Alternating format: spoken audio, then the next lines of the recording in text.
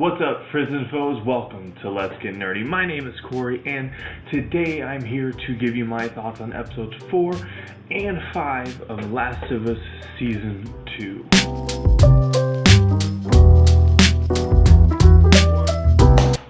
And I do want to apologize for missing last week. I did try to record a video about just purely episode 4, but truth be told, I was very sick at the time, or I don't know, I was dealing with summertime, springtime allergies, and it sucked. And I did try to record, but on the recording I looked like this.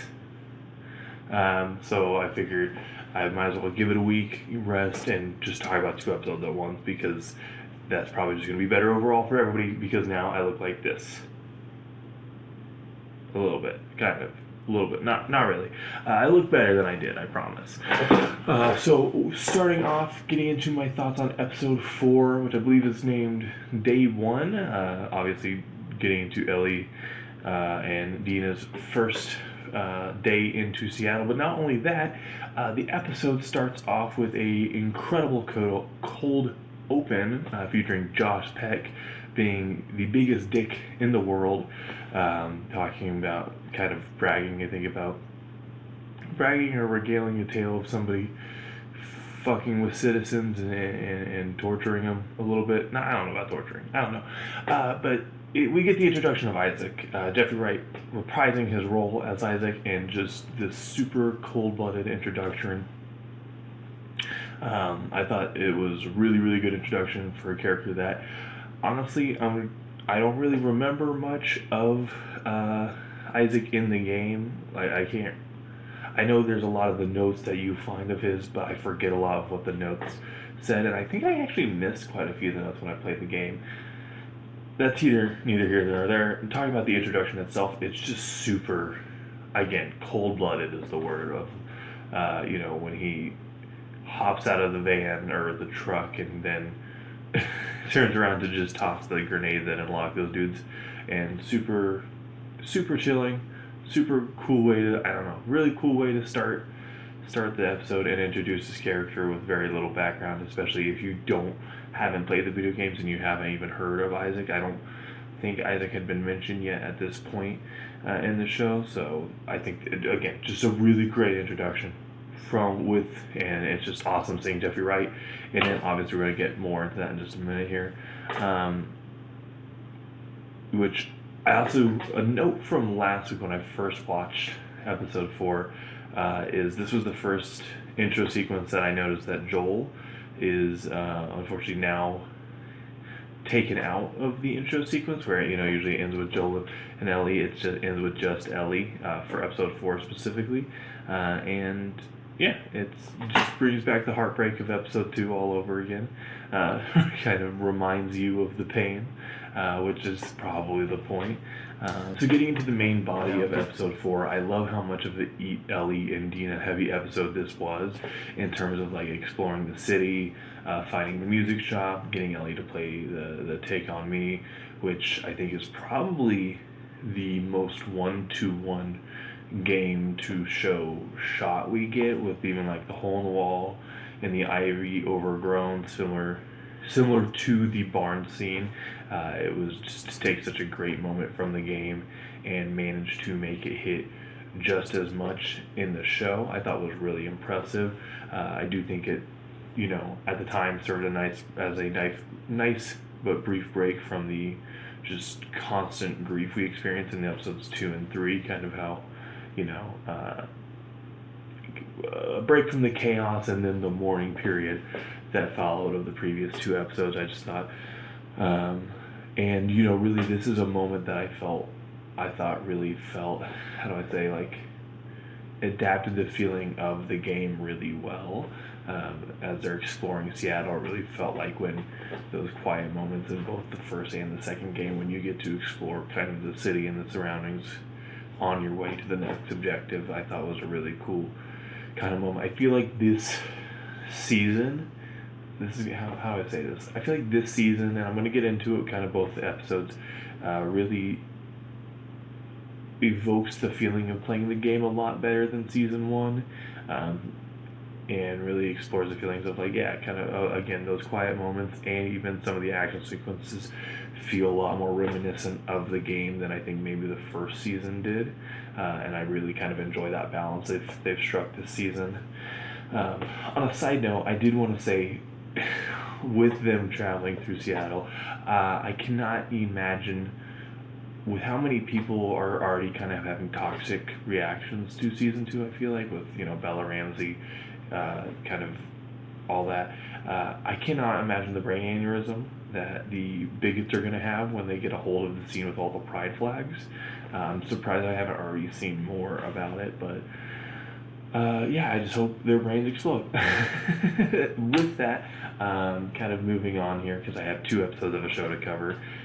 Following that, again, beautiful scene with Ellie playing Take on Me. I love that they pulled that from the game, especially I think Neil Druckmann mentioned it in the after credits thing of like that was an optional moment in the game, but they wanted to make sure they had it in the show. I think it was awesome, and I love that the choice to follow such a beautiful and even peaceful kind of joyous scene with Isaac torturing the Seraphite and just this brilliant moment of like getting a break from the sadness, anger, and grief of, like I mentioned the last few episodes, to then be hit with this just brutal reminder of how nasty the world is. It's just, and it's so crazy how Jeffrey Wright, like in that scene, threads the needle that there's still a charm to him when he's talking about his passion for cooking and wanting always dreaming of having the sets of pan and now having these sets of pan in the apocalypse and all that. And then I do also want to give a shout out to the actor's name is Ryan Mason. He is the Seraphite in the scene. Malcolm, I believe is the name. Not only he should get a shout out not only because his twig and berries are on full display for this entire scene, and that's commendable because I know almost no other guy would be willing to do that. Most 90% of dudes would not be willing to do that, so that's impressive alone, I think. But honestly, he just does a really good job as well. Kind of that speech he gives of like, you guys keep losing people, and the back and forth between him and back and forth between him and Jeffrey Wright, I thought was really good and really showed how, like, it. I don't know. I think it illustrated a little bit pretty well about almost Isaac has become the same problem he was hoping to stop with, kind of not even caring about who started the war between the WLF and the Seraphites, just that now he gets to, he has to torture and kill these people.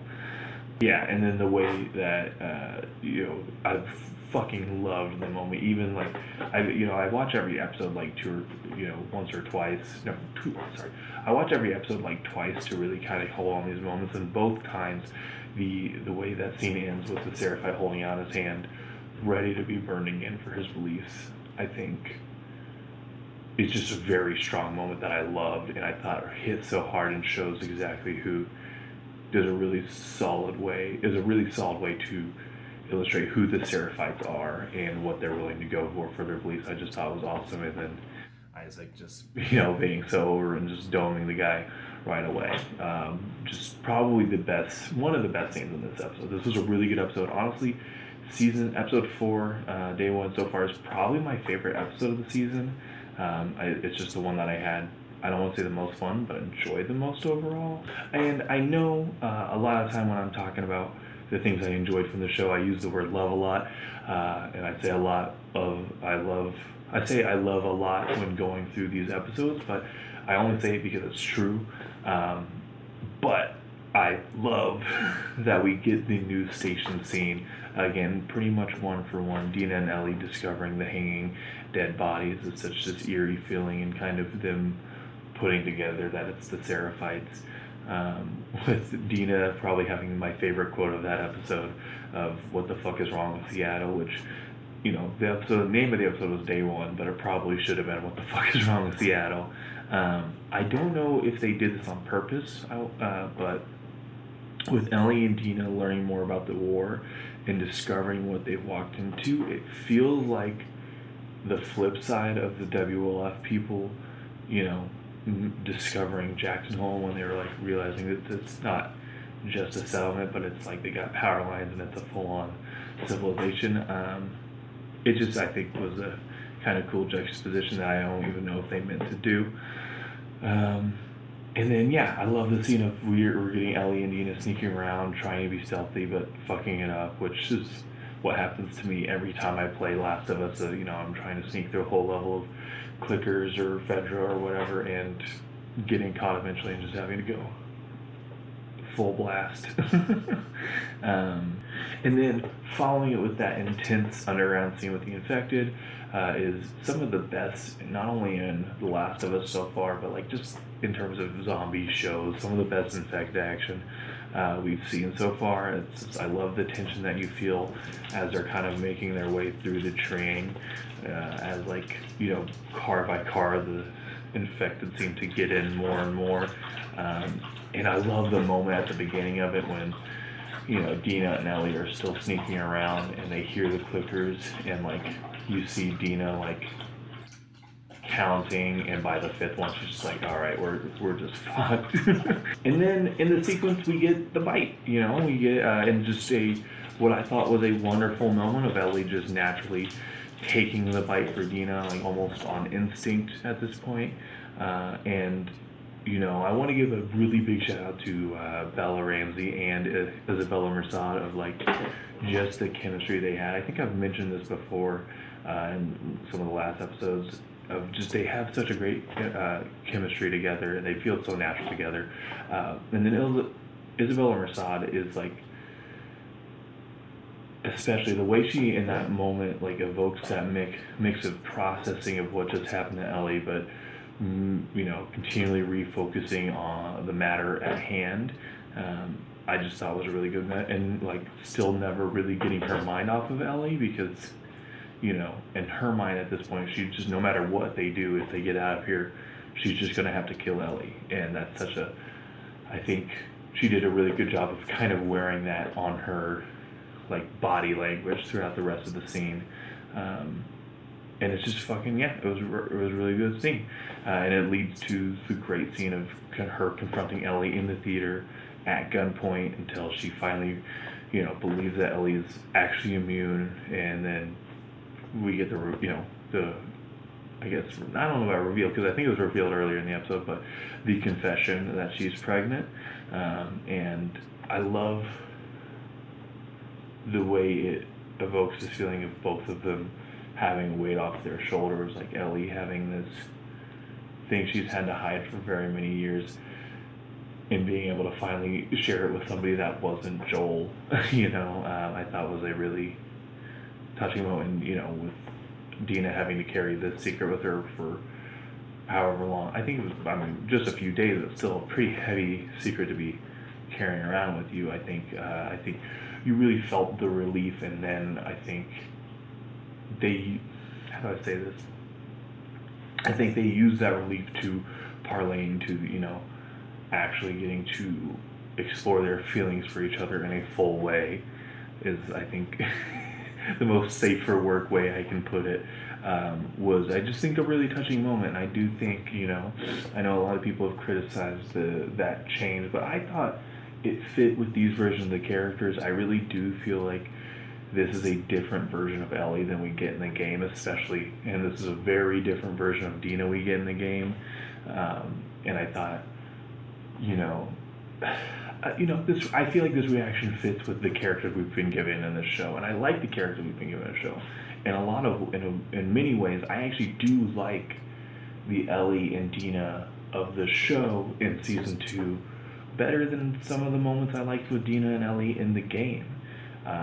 Not to say I didn't like the game. I love The Last of Us 2. It's just I think there's some moments in terms of their actual relationship and then Dina's exploration of character, I feel are stronger in the game, or stronger in the show than the game. And that's especially evident in episode 5, which we'll get into in a moment. I do want to shout out, getting into episode 5, which I forget the name of it. I'll probably have it somewhere on the screen here. The intro of episode 5, as well as the intro of episode 4, is fucking awesome again. Kind of, it actually felt like really similar to, this intro felt similar to some of the intros of the first season, where they're using to explore how the world fell apart and explain kind of the cordyceps, the infection, how the infection of the fungus spread throughout the world. And I think they're using the intros as a really good job of introducing us to the different sides of Seattle and the people in the WLF, kind of having one of the leaders, I forget her name, but you get one of the leaders of the WLF asking this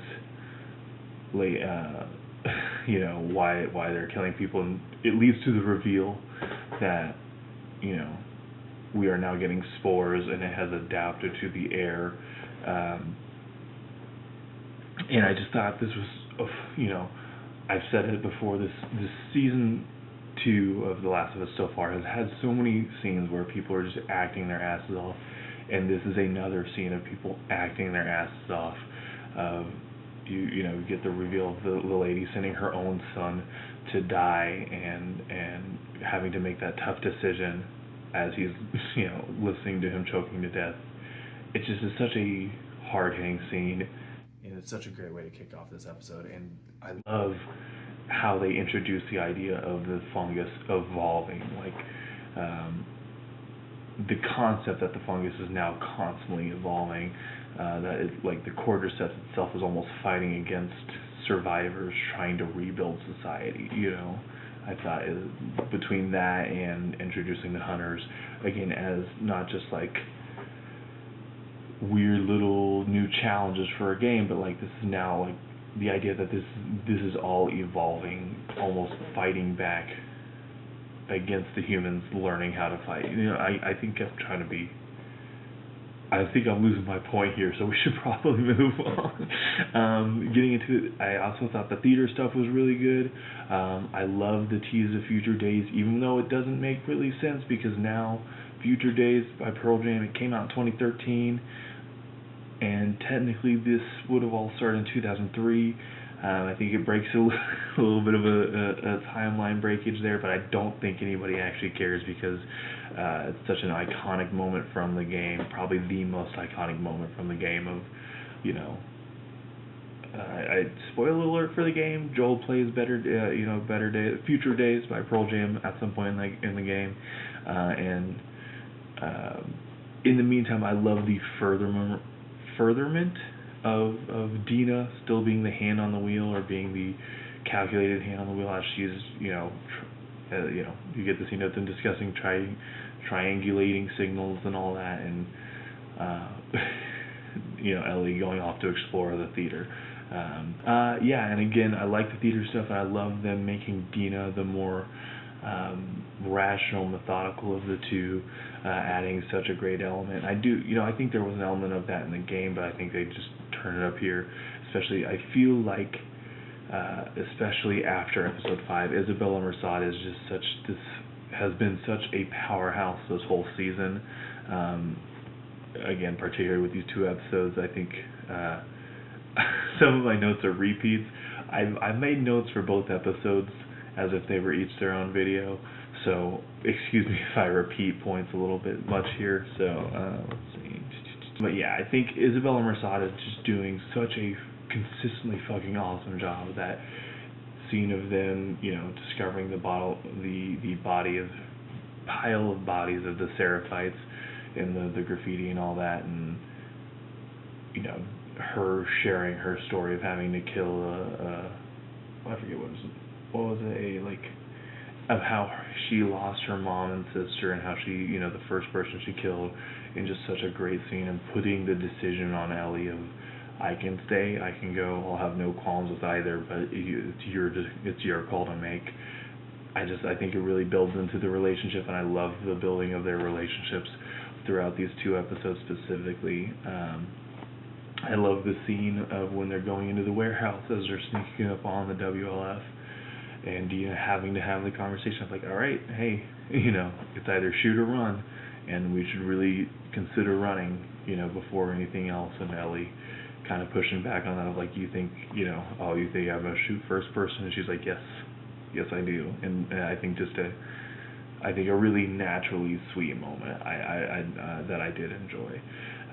I do just think also the whole sequence of running into that group of stalkers, reminiscent to when Dina's counting in episode 4 of every time they peek around the corner there's like 3 or 4 more, almost to a comical extent.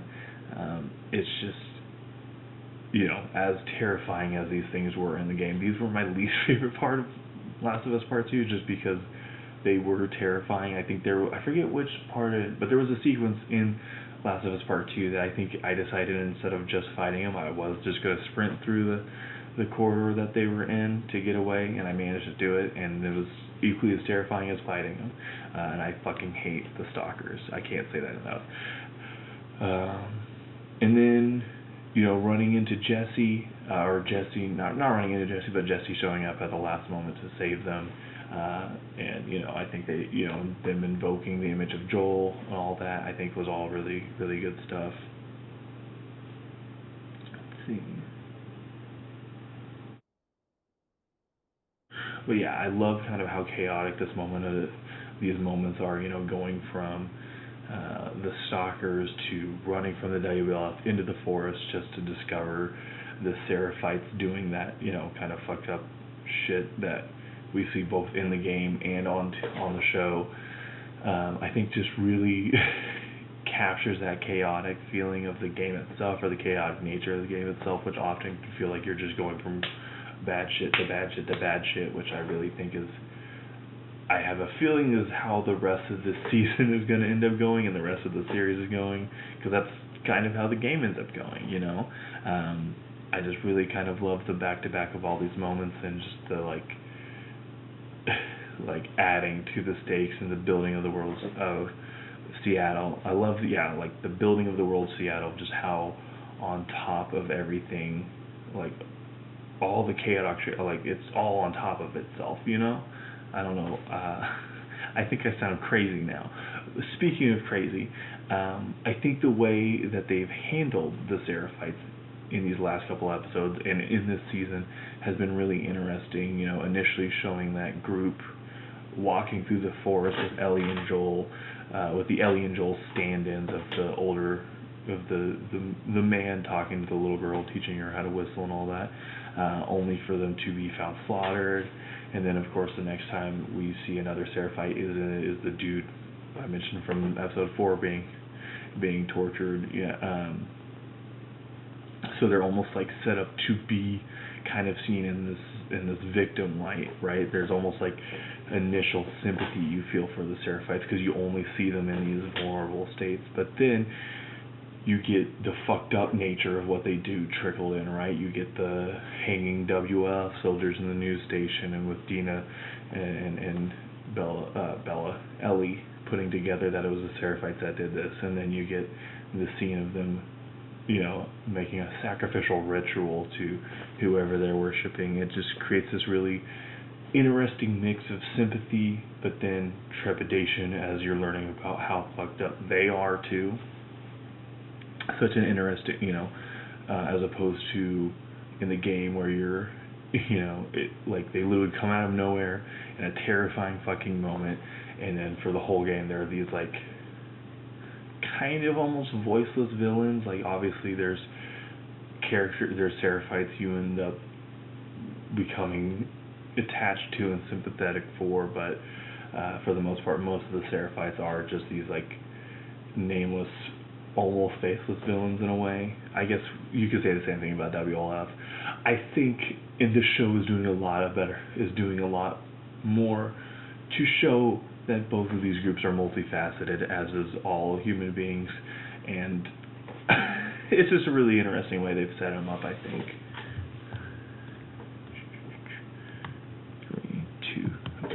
3, 2, 1. And again, to use the word love, I also love that this gives us the first moment of Ellie starting to choose, avenging Joel and getting her revenge on or getting her revenge for Joel over Dina, where instead of meeting Jesse and Dina back in the theater, like she said, she sees the hospital and just pretty much beelines right to Nora, right? Which is just another wonderfully adapted scene that's, again, I think pretty much one-to-one dialogue-wise, where you're, as they're, Nora kind of starts to, yeah, I'm sorry you had to see that, but doubling down of like, that motherfucker deserved it. And then you get the chase through the hospital down to the level where the spores are, and you get Nora discovering that Ellie is the fabled immune girl. Sorry, I have my cat walking down here. Ellie is the fabled immune girl, and I thought this was a really good fucking moment to kind of redirect Ellie to be back to the more brutal nature of what this journey is. If there is one criticism I do have about these last two episodes, as we've explored the relationship of Ellie and Dina, and as we've explored Seattle, and we've kind of set up this world, and we've done so many things, and we have jam-packed so many in these two episodes, like, the sense of grief and the over-looming loss of Joel, I do feel is lost a little bit in terms of the scene-to-scene feelings, and so I do love that I feel like this is a stark, like a decisive pivot back of like, this is what we're here for. And you get almost like Bella Ramsey as Ellie conveying this kind of blood in the water, like shark eyes, like, oh, now she's got her taste for it, she's killed one of them, now let's get the fucking rest of them. And just the way she almost instinctively jumps to torturing Nora just like Joel would to get this information out of her, I think is also just a great moment of starting to delve back into this world of vengeance that we've that we know of, that this is hurtling towards. And I think it's just a really good moment to leave this episode off on. And then obviously you get the episode ending with sort of the start of a flashback, which leaves it in a really interesting place. And I'm just really excited to see the direction they take next week's episode in, if it's purely a flashback or if we're going to be jumping back and forth with Ellie, still in that hospital basement, because we know some crazy shit is going to go down in a hospital basement. I love the set of the hospital basement. I didn't say this yet. Kind of almost an alien feel. I think it's an Aliens and AVP when all the people who have the chest bursters, chest breakers, chest burster, you know what I'm talking about, baby aliens in their chest. As you see, like the lady's son who was sent down there to die, not purposely, but yeah, this lady. You see the son mentioned earlier in the intro of episode 5 being overtaken by the fungus and breathing the spores. I just thought ended this episode really strong in a really interesting place. Again, we have 2 episodes left of season 2. We have 2 episodes left of season 2. I can't imagine where they're going to leave off with all this on. There's still so much I feel like they have to cover. But then I know there's another season coming. I'm just really excited to see where we go from here. And I'm going to give you my thoughts on all of it, because I fucking love The Last of Us. I love Last of Us Season 2. I really think it's such a great season so far. I do, obviously I think there's criticisms that you can be had. Like I mentioned, I think in favor of the world building and the relationship building and the character exploration, we've lost a little bit of that grief. Like I said, I think I mentioned earlier, I was hoping we would get more context for Joel and Dina's relationship, which it doesn't seem like we're going to, which is ultimately fine. What we've gotten so far, I do love it. I know season 2, like the game, has had mixed reactions from, I just think, people who are kind of assholes, if I'm being honest. I love season 2. I don't know if I can say that more than I'm going off the rails here, guys. I think I got bit by somebody, and I'm slowly becoming infected with idiot brain tired. It's 1 in the morning. Thank you for watching this video. If you've stayed all the way through, I will be back next week with a reaction to episode 6. We got 2 episodes left, and I can't wait to talk about every single bit of Last of Us we get. So stay tuned for that. If you're interested, like or subscribe. We also have a bunch of other content related to Godzilla, comic books, and other shit coming your way. So stay tuned for that. Like and subscribe. If I can say that again, I gotta get to bed. Thank you very much. You have a good rest of your day. You be good. I'll be back. Goodbye.